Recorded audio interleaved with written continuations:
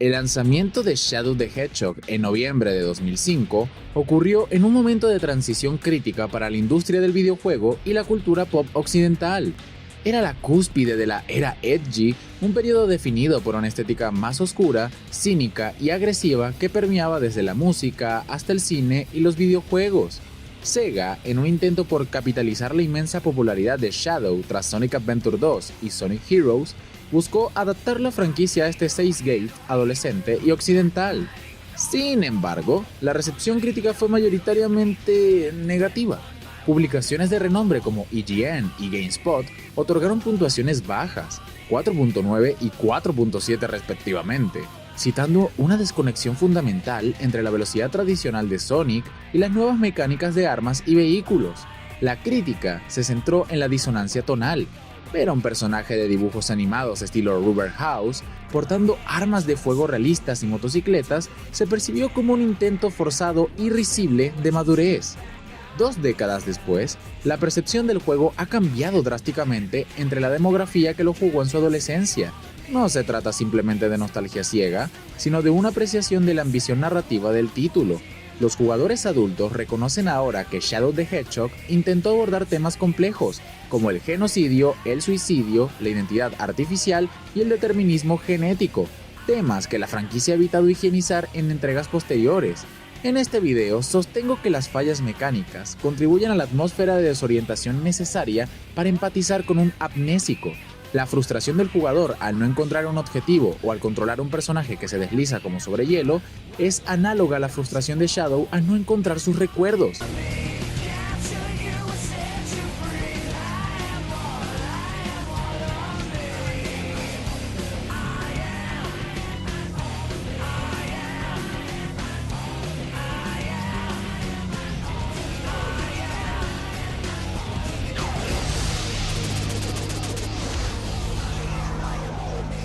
La premisa narrativa de Shadow the Hedgehog es la amnesia total.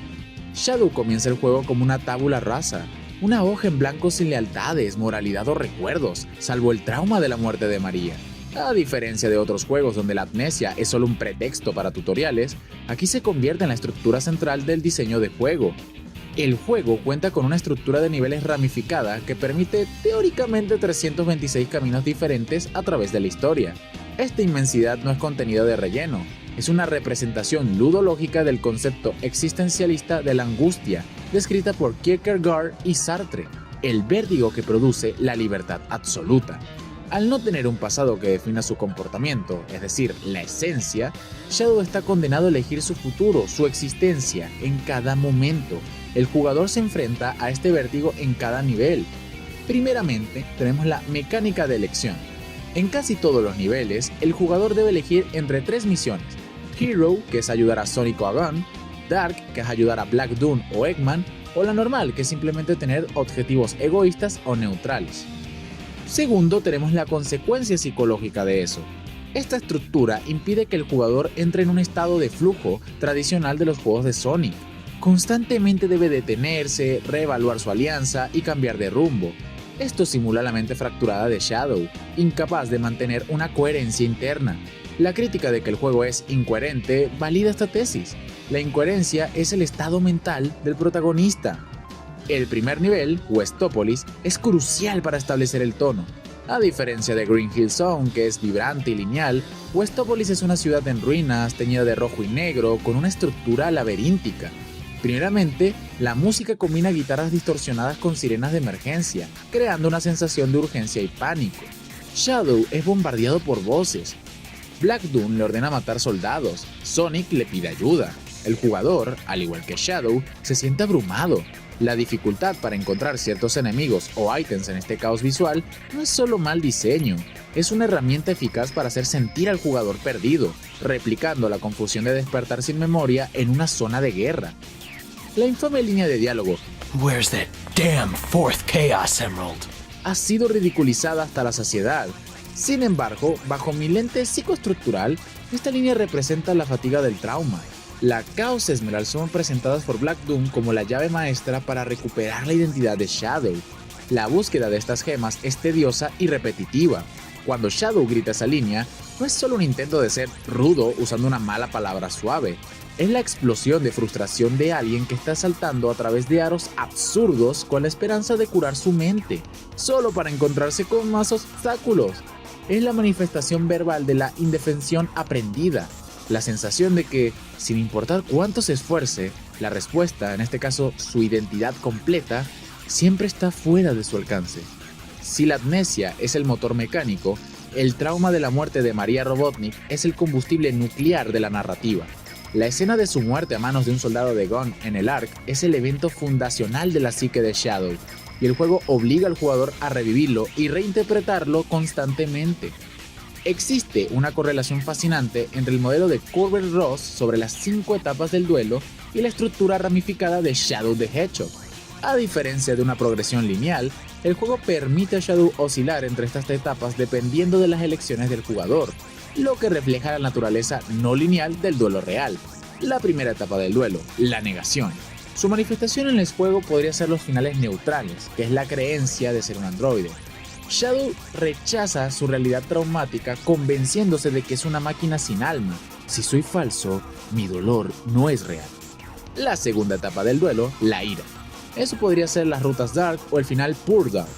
La destrucción del planeta. Shadow proyecta su dolor interno hacia el exterior, castigando al mundo que le quitó a María. La tercera etapa es la negociación. Esto podrían ser las interacciones con Black Doom. Si te doy las esmeraldas, dime quién soy. Shadow transacciona su moralidad a cambio de respuestas que alivien su sufrimiento. La cuarta etapa, la depresión. Esto podría ser el final semi-hero. El colapso de la autoestima. Shadow internaliza su origen violento y desea su propia inexistencia. Y la quinta etapa, la aceptación, que sería el last story o el final verdadero. Shadow integra su pasado, rechaza el determinismo y elige su propio camino, simbolizado al tirar la foto de María. Uno de los finales más impactantes y oscuros, el semi-hero, muestra a Shadow derrotando a Black Doom pero sucumbiendo a la desesperación. Sus palabras: he causado tanta destrucción, nunca debía haber sido creado. Esto es lo que soy. Este momento es crucial para entender el juego como un simulador de crisis. Shadow llega a la conclusión de que su existencia es inherentemente negativa, es una ideación suicida pasiva derivada de la culpa. Tenemos el fallo de Vector para eso, la intervención del personaje de Vector el cocodrilo, quien dice torpemente: Don't go there! Yet, things may not be what they seem. You could be. Es a menudo criticada por romper el tono, y no los culpo. Sin embargo, este momento de disonancia tonal refuerza la soledad de Shadow. Demuestra que nadie, ni siquiera los amigos, pueden comprender realmente la profundidad de su abismo existencial. Vector intenta animarlo con un cliché, fallando estrepitosamente, lo que deja a Shadow aún más aislado en su dolor. La subtrama de que Shadow podría ser un androide creado por Eggman, introducida en Sonic Heroes y explorada aquí, es una metáfora de la despersonalización. En los finales donde Shadow mata a Eggman y decide liderar un ejército de androides, estamos presenciando una ruptura psicótica completa. Shadow renuncia a su humanidad y por ende a su capacidad de sufrir por María para abrazar una identidad de superioridad mecánica. Es el triunfo de la sombra junguiana, la parte fría y despiadada de la psique, tomando el control total para proteger al ego del dolor insoportable de ser real. Para validar esta tesis del simulador de crisis, es necesario defender la estética edgy no como un error de cálculo, sino como una expresión cultural legítima de la angustia juvenil de la época. La crítica común es que Shadow no necesita armas ni motos porque es poderoso y rápido. Esta es una lectura funcionalista que ignora la lectura simbólica. Primeramente, la ruptura con lo orgánico. Sonic lucha con su cuerpo, es una lucha natural y pura. Shadow, al usar armas de fuego y vehículos, se alinea con lo tecnológico y lo artificial. Esto se refuerza su autopercepción como un arma creada en un laboratorio, no un ser nacido de la naturaleza. Segundo, los símbolos de madurez forzada. Para un adolescente, y para Shadow, que emocionalmente está en una etapa de desarrollo arrestado, las armas y las motos son tótems de adultez y autonomía. Usar un arma es una forma de decir: ya no juego bajo las reglas de los niños. Es una búsqueda de respeto a través del miedo y la potencia de fuego. Finalmente, la animación del MP5. En la intro, Shadow carga un subfusil MP5 bombeándolo como una escopeta. Técnicamente es un error absurdo. Estéticamente es brillante. Prioriza la regla de lo cool sobre el realismo. Es una coreografía de poder, una pose diseñada para intimidar, perfectamente alineada con la mentalidad de un personaje que está tratando desesperadamente de parecer formidable para ocultar su vulnerabilidad interior.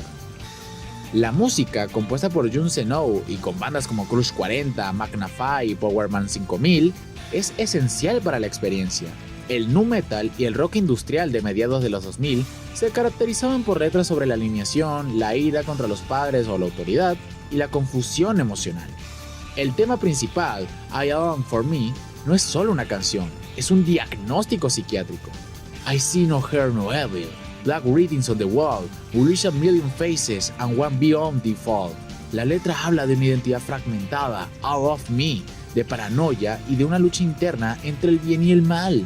La música valida las emociones del jugador, no pide disculpas por ser intensa o melodramática, al igual que Shadow. Después de navegar por 326 rutas de dolor, confusión y falsa identidad, el jugador alcanza la Last Story. Aquí, la tesis del simulador de crisis de identidad llega a su resolución terapéutica. En la confrontación final, Black Doom intenta controlar a Shadow revelando que comparten la misma sangre. Eres parte de mí. Es el argumento definitivo del esencialismo. Eres lo que eres por tu origen biológico, no tienes elección. Shadow, al recuperar sus recuerdos gracias al video de Geralt, rechaza esta premisa. Su respuesta no es negar su origen, sino negar que su origen dicte su destino. En la cinemática final, Shadow sostiene una fotografía de Maria y Geralt. Luego la lanza al espacio mientras dice "Goodbye forever, Shadow the Hedgehog".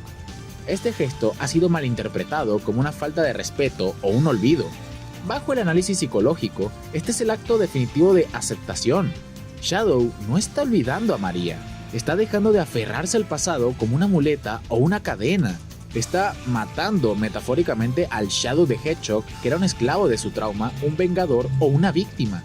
Shadow alcanza la condición de Ubermensch o el superhombre nietzscheano, un ser que ha superado el nihilismo y los valores impuestos por otros, Geralt, Black Doom, Gun, para crear sus propios valores y propósito. Shadow the Hedgehog, ese videojuego de 2005, es técnicamente imperfecto, pero narrativamente indispensable. Es una ópera rock interactiva que permite al jugador experimentar la desintegración y reconstrucción de una psique. Sus mecánicas frustrantes, su estructura repetitiva y su estética exagerada no son errores, son las paredes acolchadas de este simulador de crisis.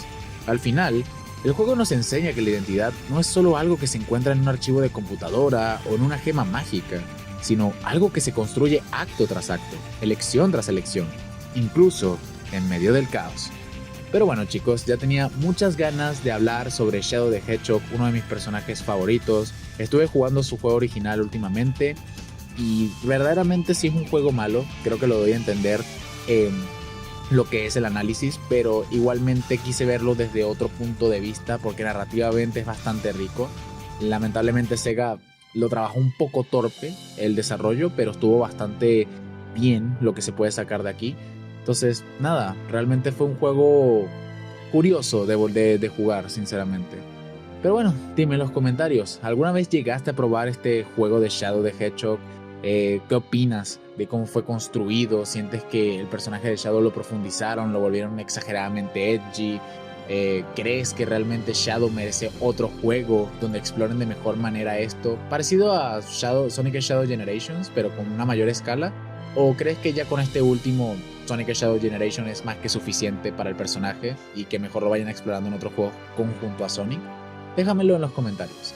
Soy SikePetzeles, no olvides suscribirte, activar la campanita para que te lleguen todas las notificaciones, darle like al video. Nos vemos el próximo lunes.